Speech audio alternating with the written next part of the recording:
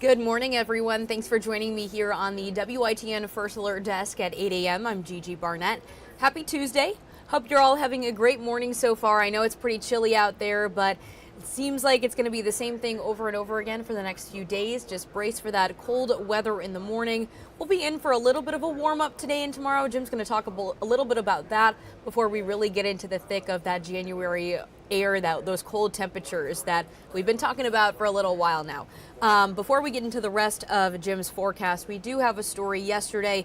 Yesterday was the first day back in session for ECU students. They're kicking off their spring semester for 2026.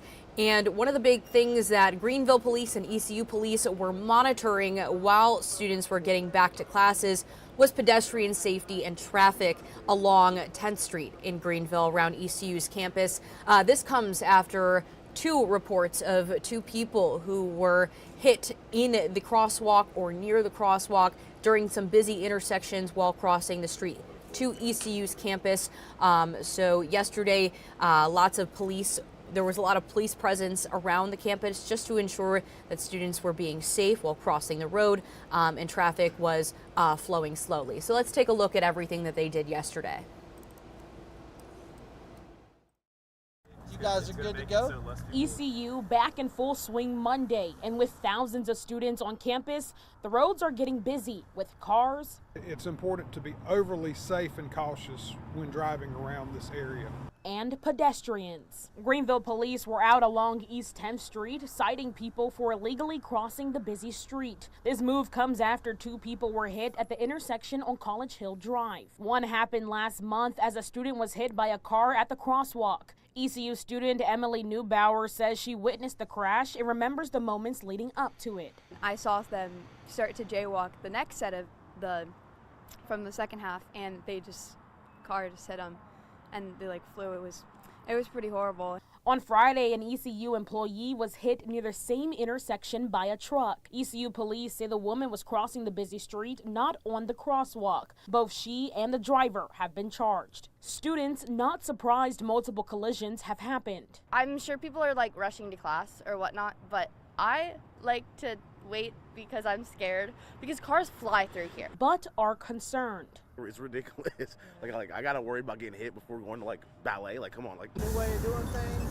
About a block away, a new safety system is up and running to help keep people safe. Police were out at the crosswalk educating students on the new system and how to activate it. Ultimately, it should help us improve the safety of the roadways for pedestrians and motorists. Mayor PJ Connolly has called for a pedestrian bridge to be built at the intersection where two were hit.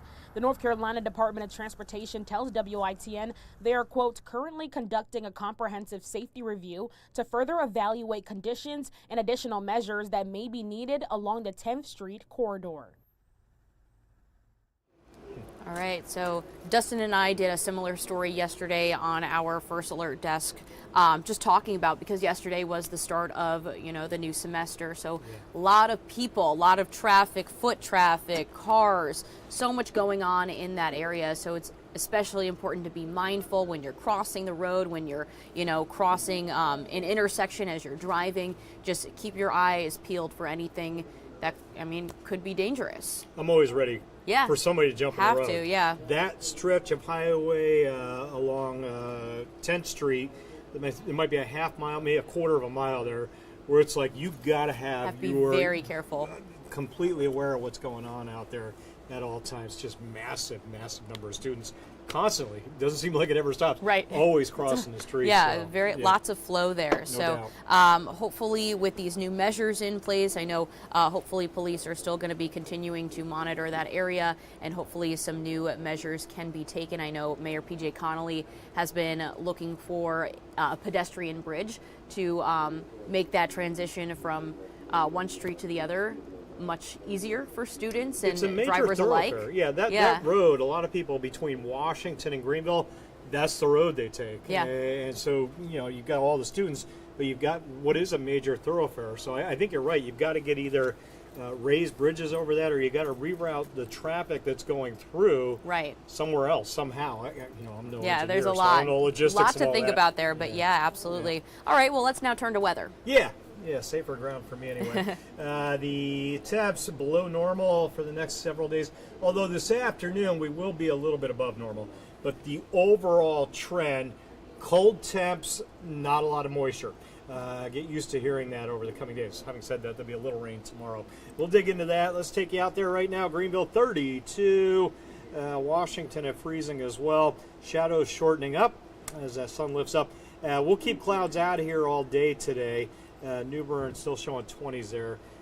That number, that 28, we'll add 30 to that. I think we'll reach 58, 59 degrees this afternoon. That's a big spread from start to finish. 30-degree warm up. Blue skies, dry air, not a lot of wind. Allows that temp to rebound nicely. So the headlines reflect that. Cold start, cool finish. Southwest 5 to 10 on the wind. Sun-filled skies. Enjoy. Watch that satellite radar. Few clouds along the Crystal Coast. Generally, most of them offshore. And again, staying out of here until tomorrow morning. There's all the temps. A lot of 20s still on that graphic. We get updates usually at the top of every hour. So those are 8 a.m. numbers right there. 27s from Kinston to Jacksonville. Showing a 22. Winds are hard freeze. And again, frosty windshields. And then out on the coast, I would say mid-30s, maybe upper 30s on the Outer Banks. Winds, the anemometer is picking up a 5 or a 6 around the Albemarle Sound. That's it. Those winds will come up to about 10. Stay out of the southwest. So get that temperature up to those upper 50s. Again, not a lot of wind, but that does help, that little light southwest flow and warming the temps. There's later today. Add about 3 or 4 of those numbers. I want to show you tomorrow. Some clouds coming in late tonight, and then we get up tomorrow morning. We've lost the sunshine tomorrow. The clouds thicken, and eventually they start spitting out a stray raindrop, maybe midday into the afternoon, right into here, 2, 3, 4 o'clock. Moisture along the coast to Highway 17. Further inland, not picking up much of anything.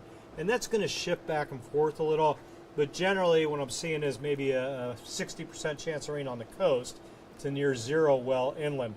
As that rain, those few showers come through Wednesday night, Thursday morning, the air starts getting very cold late Wednesday night. And again, you see off of the Outer Banks a little bit of snow, light snowflake or two out there. We may get a little bit of that inland Thursday morning before the clouds increase. It all goes away. And the cold air, look at those mid-30s Thursday, midday. My 42 may be too warm Thursday. A few showers tomorrow afternoon, tomorrow night. Straight flurries, a sunrise time frame Thursday, long shot. And then again, the cold air really locks in. 40s every day except Saturday from Thursday through Tuesday. Generally sunny skies. That Saturday, a little 10% chance of a stray raindrop. 56. That little rain chance, that's another cold front. Right back into the 40s Sunday, Monday, Tuesday as well. Fire up the heaters and keep them going for the foreseeable future, as we're having a hard time finding 60 for the next 8 days. Yeah. Temperatures 30s in the morning, 50s in the afternoons, 40s many of those afternoons. And that one overnight in the teens, that's Thursday night, Friday morning, 19. Yeah, bundle up, everyone, especially in those mornings. I mean, not even just the mornings. It sounds like we're really stuck in the cold temperatures below normal for January. Yeah, normal highs around 55. So today and tomorrow maybe a little bit above normal. Today's going to maybe be the best day of the next 8, I think, with a high near 60 and sunny skies. Otherwise, yeah, the 50s tomorrow go away, and we don't see much out of the 40s for a while after that. Cold, cold, cold. Yeah, and I'm liking how Bernice says that she's got 4 layers on. Plus, she's out walking the dog, so just bundle up. Yeah, I'm sure you need all of that if you're going out early in the morning, and hopefully. Fortunately, the dogs seem to love it, though. Oh, dogs always love the cold. Yeah, they like it. Let's do this. No problem. Yeah. All right. Well, hope everyone has a great day. We'll be back tomorrow. Have a great one. Bye. This hour of the WITN First Alert Desk is sponsored by Toyota of Goldsboro.